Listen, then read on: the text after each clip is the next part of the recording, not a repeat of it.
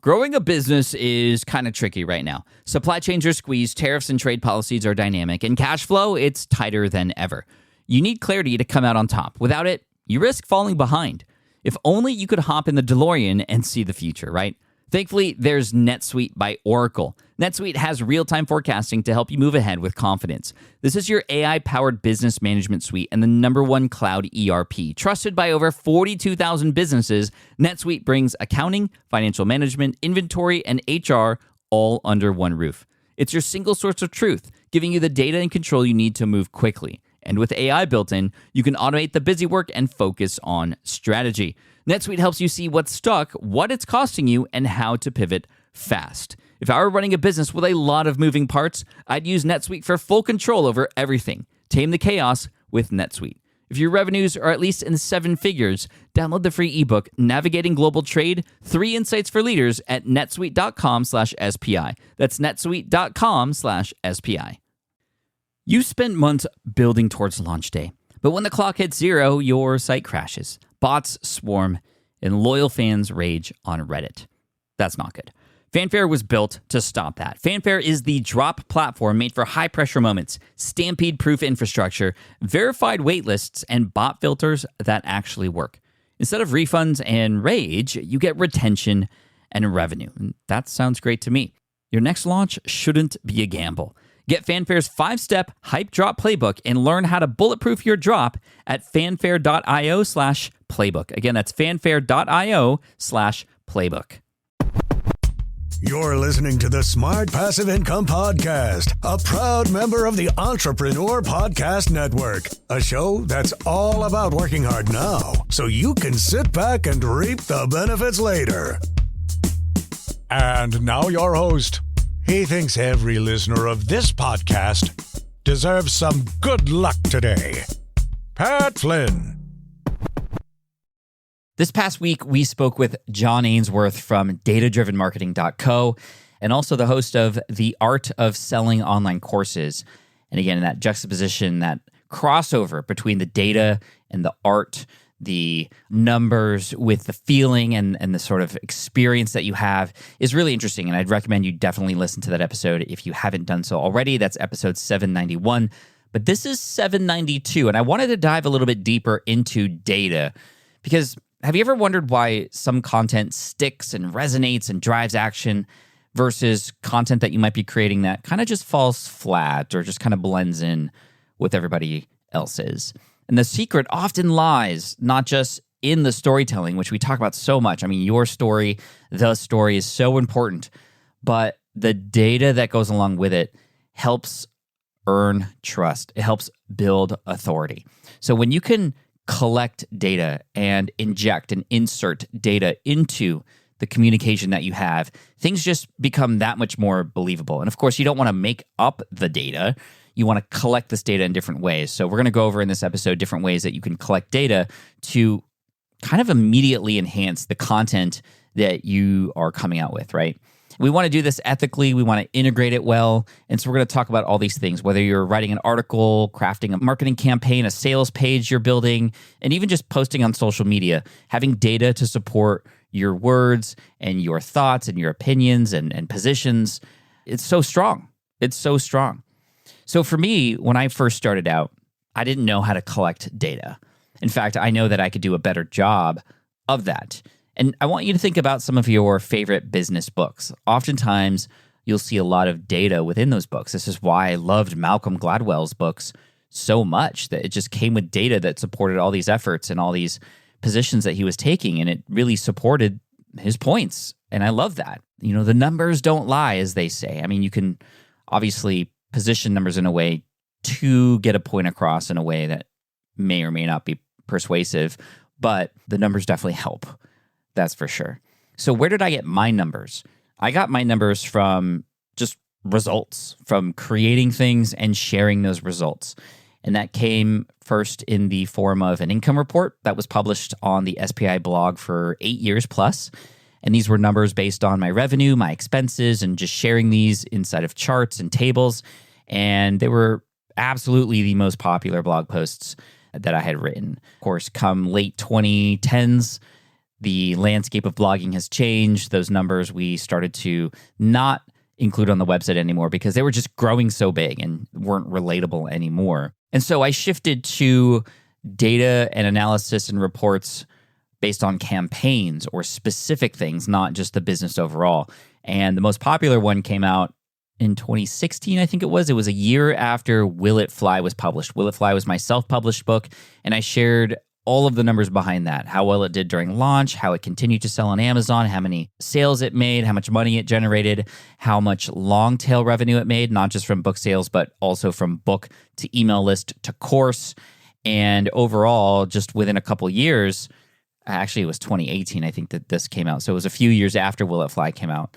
The book itself had helped to generate over $250,000, which was really eye-opening for a lot of authors, especially who didn't have a traditional book publishing deal or weren't seeing the book as a part of a bigger system inside of a business versus just like, I just need to make sales of the book on its own. So that was really helpful. And so again, these popular posts and these popular reports were because of the numbers. And where did I get my numbers from?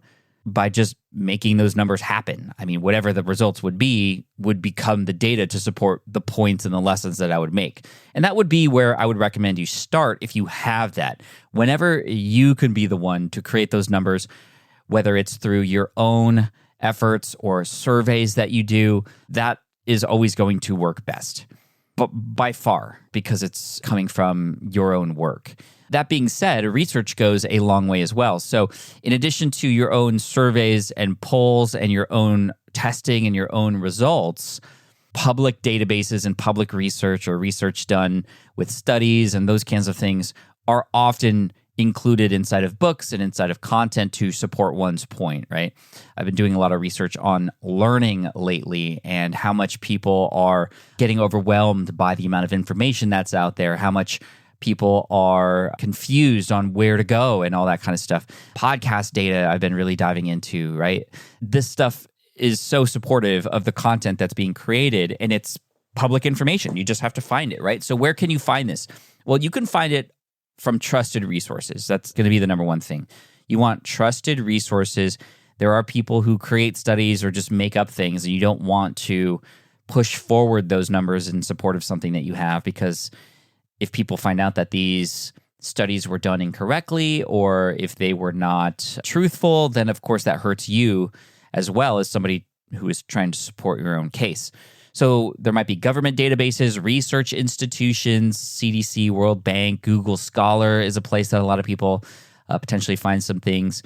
Magazines have a lot of information. I know there's a lot of science magazines and science reporting that happens on certain experiments that are done, certain studies that are done as well. I think, we see this a lot in self-help books as well. Certain studies, there was a control group of 100 children who did this with a marshmallow. And then here was another control group who, were told not to eat the marshmallow and they'd get a second one if they waited a little longer. Those kinds of studies are very interesting. And of course, you don't just include them to include them. You include them to support the points you're making. So what's really neat is you can use a tool like ChatGPT or Claude to start the researching process. I would be very, very careful with what's called, when a AI system, just a hallucination, that's what it's called. You don't want to believe everything AI tells you. It can be a great tool and a great starting point for you to find research and to just verify that these things that AI is telling you is true, or at least start that research process. You can ask ChatGPT, where might I get the best information for studies related to blank, for example, and it might point you in the right direction. And it's still going to be up to you to verify and do the research yourself. And I think that's going to be important too. It really almost doubles down what it is that you're creating content about. It actually can get you more excited about it, right? When you get excited about some data that you're finding that then supports your cause, your opinion, your position, not only does it make it more authoritative to an audience, it just gets you more excited about it as well. Now, watch out for confirmation bias. Again, this is something where you find something that seems to match what you're saying, and then, of course, you are like, yep, I was right, and look at the other side as well. The scientific approach is looking at things from different angles to make sure that something is indeed truthful, and that's the kind of approach that you want to take. So where else Or what other kinds of data might you be able to offer? Well, depending on what it is that you're doing, you might have some analytical data that goes with what you are doing and what you're supporting. There might be, for example, if you are somebody who is helping restaurants with their menu, you might have some data from restaurants on the most popular menu items. And that might be through analytics that you have access to with these restaurants that are some of your clients, for example. So looking at web and social media analytics can be great. Social media, by the way, is an amazing opportunity to collect some quick data as well. It might not be as formal as some of these things like studies and research institutions, but running a poll can be a great way, or even getting people's opinions based on a question you ask. It's not necessarily heavy on the data-driven authority, but it is data nonetheless, and it's actual numbers and polls and comments and replies that, again, can make a case for what it is that you're offering. Now, of course, the less strong or the weaker the data, the more opportunity there are for people to poke holes in it. But, some analytical tools can be great. If you are in an industry where there's a lot of numbers, right? If you are doing stock analysis and all these kinds of things, this is where it's obvious. There's a lot of stock-related YouTube channels that I follow, and they use a lot of charts and they use a lot of graphs to support their case. And, it really makes things more believable. Insights. I know Facebook has insights. Any social media tools have insights on everything from engagement to, directly polls that you offer on your posts as well. I find that Instagram stories and polls within Instagram stories are probably the easiest to do. Again, there's not a ton of information as far as how many people engage, or, you got to be careful again. And I think it's important to be honest with how you collected this data. But again, it can still support what it is that you're doing. Industry reports and case studies, I think I briefly mentioned this already. This is where you can get a lot of information from magazines. Online magazines are great. A lot of universities have certain colleges within those universities that post papers and studies. Another tool that you could use is something like Adobe Acrobat Beta, because they have something now called the AI Assistant. You can use other tools for this, but this is what I think Adobe is really good at. With Adobe Acrobat Beta, you can actually download these papers and use Adobe Acrobat Beta to not just look through these articles and then you can kind of ask it questions and you can do research. It'll actually summarize it really well, and it'll also cite what parts of that document that it's collecting this data from. So you can verify much easier what AI is telling you inside of something like Adobe Acrobat Assistant. So just something to keep in mind. Again, Adobe Acrobat Beta and their AI assistant inside of that is really useful. Case studies, you might find that there might be other bloggers, podcasters, YouTubers who have run case studies, using them as examples and linking to them, giving them credit as well, obviously, but then inferring certain things, creating support for your points, not just copying and obviously, just repurposing or republishing their work, but using that work as a starting point to add more value, educate people about that thing. This is very common in the YouTube world for people who teach YouTube. It's a little meta, but a lot of YouTubers who teach YouTube use other YouTubers as examples, and they show their videos, they show their thumbnails, they share the view count and all those kinds of things. And that is obviously great support for the points that they're making about why they should do certain things or why you shouldn't do certain things, right? Presenting that data, if you are doing something like video or blogs, visualizations are very key. I think that can help support. Infographics can be great as well. I think there was a time a number of years ago where infographics were like the thing. I think this was back when Pinterest was kind of the major new kid on the block for how social or on the social media platform list.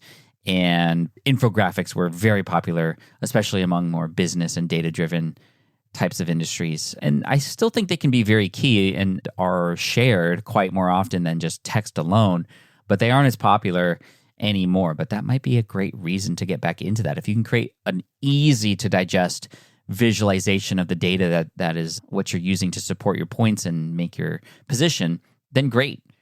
I think that's amazing. And again, be sure to cite your sources for credibility. And also, it's just the right thing to do, right? For ethics. And it's a way to support those creators and those institutions and those resources and sources to make sure that your users can know where that's coming from. I think if you don't cite, things are almost not as believable. I mean, it's just how it is. So go get some data, use it to support your points, and have some fun with it. I think you'll be very surprised of what happens when you include data, especially in the beginning parts of your content to support your points. It could really help a person stay hooked on what you're saying. It almost removes that wonder of, is this real? Is this just made up news? No, here's some data. And again, be sure to cite your sources. So good luck to you. Use that data. Thank you again. And yeah, let me know what you think. Cheers. Peace out. And I'll see you in the next episode. Bye. Thank you so much for listening to the Smart Passive Income podcast at smartpassiveincome.com. I'm your host, Pat Flynn. Sound editing by Duncan Brown. Our senior producer is David Grabowski, and our executive producer is Matt Gartland. The Smart Passive Income podcast is a production of SPI Media and a proud member of the Entrepreneur Podcast Network. Catch you next week. Look, I get it. You want to grow your business, but trying to sell to hundreds or even thousands of people gets very exhausting very fast. But what if you could sell at scale with a simple, powerful quiz? ScoreApp helps you sell to more people without adding more to your plate. You build a quiz or assessment that your audience actually wants to take. Then they answer a few quick questions and get a personalized result right away. It shows them where they're at and what they need to do next and how you can help. And you build huge amounts of trust before you make even a single offer. No hard sell, no chasing leads, just value at scale. Get 50% off the first 3 months using the discount code SPI. All you have to do is just head to scoreapp.com/SPI. Again, that's scoreapp.com/SPI. Hey, fellow podcaster, does this sound like something you've experienced? Record your podcast episode on one platform, download the files, edit in another app, then fire up a different tool just to create these social clips. Well, it can be clunky, time-consuming, and frankly overwhelming, especially for creators trying to grow. And that's why I'm excited to tell you about Riverside. Riverside is the all-in-one platform. Record, edit, and repurpose your podcast content all in one place. You just log in, record with your guests no matter where you are in the world, and just like that, studio-quality audio and high-resolution video. We use Riverside here at SPI as well now. With built-in AI, I can automatically clean up my audio, saving myself so much editing time, and it can even auto-generate clips to make promoting the show a breeze. And with Magic Clips, I can grab the best moments and repurpose them as short-form video, perfect for YouTube Shorts, TikTok, or Instagram, without re-recording a thing. So if you're tired of juggling tools and want a faster, simpler way to create and scale your content, it's time to try Riverside, built by creators for creators. Just go to smartpassiveincome.com/Riverside and use code SMART to get 1 month free on the Pro plan. That's smartpassiveincome.com/Riverside, promo code SMART.